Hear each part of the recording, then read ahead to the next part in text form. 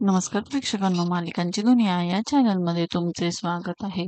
हळद रुसली कुंकू हसलं या मालिकेमध्ये आपण बघणार आहोत की आता मात्र दुष्यंतचा वाढदिवस असतो म्हणून त्याची आई त्याला ओवाळते. त्यानंतर मात्र त्याची काकूही ओवाळते. ओवाळून झाल्यावर मात्र ती त्याला गिफ्ट देते, परंतु गिफ्ट देताना मात्र ती गिफ्ट काय आहे, कधी दिलं आहे, कोणतं आहे, सगळं काही सांगते. त्यामुळे तिचे काका तिला आता ओरडतात की काय चाललं आहे तुझं?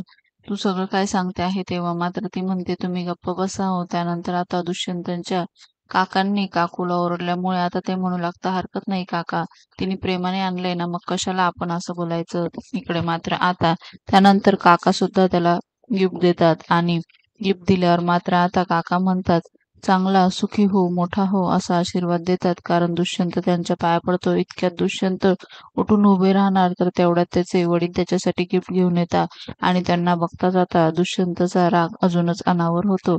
इकडे मात्र दुष्यंत मनातल्या मनात म्हणतो की झालं यांची नाटकं सुरू, आता हे पुन्हा इथे दिखावा करायला आले आहे. आणि असं म्हणून आता तो त्यांच्याकडे बघत सुद्धा नाही, परंतु ते प्रेमाने त्याच्यासाठी गिफ्ट घेऊन आलेले असतात. येणाऱ्या भागात आपण बघणार आहोत की आता दुष्यंत मात्र सांगू लागतो की माझ्या आयुष्याच्या गोष्टी, माझे निर्णय मी स्वतः घेत असतो. मी ते कोणालाही घ्यायला परवानगी देत नाही. दुसरीकडे मात्र त्याचे आई वडील त्याचं बोलणं ऐकत असतात.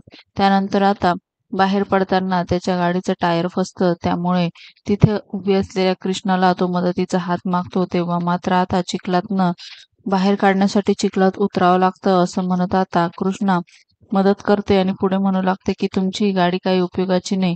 शेवटी मदत तर मागावीच लागले. त्यामुळे आता इकडे दुष्यंतला राग येतो आणि तो गाडी जोरातच चिखलातनं फिरवतो आणि सगळा चिखल मात्र आता कृष्णाच्या अंगावर उडतो. मालिकेच्या अशाच नवनवीन भागांसाठी आपल्या चॅनलला नक्की लाईक करा, शेअर करा, सबस्क्राईब करा.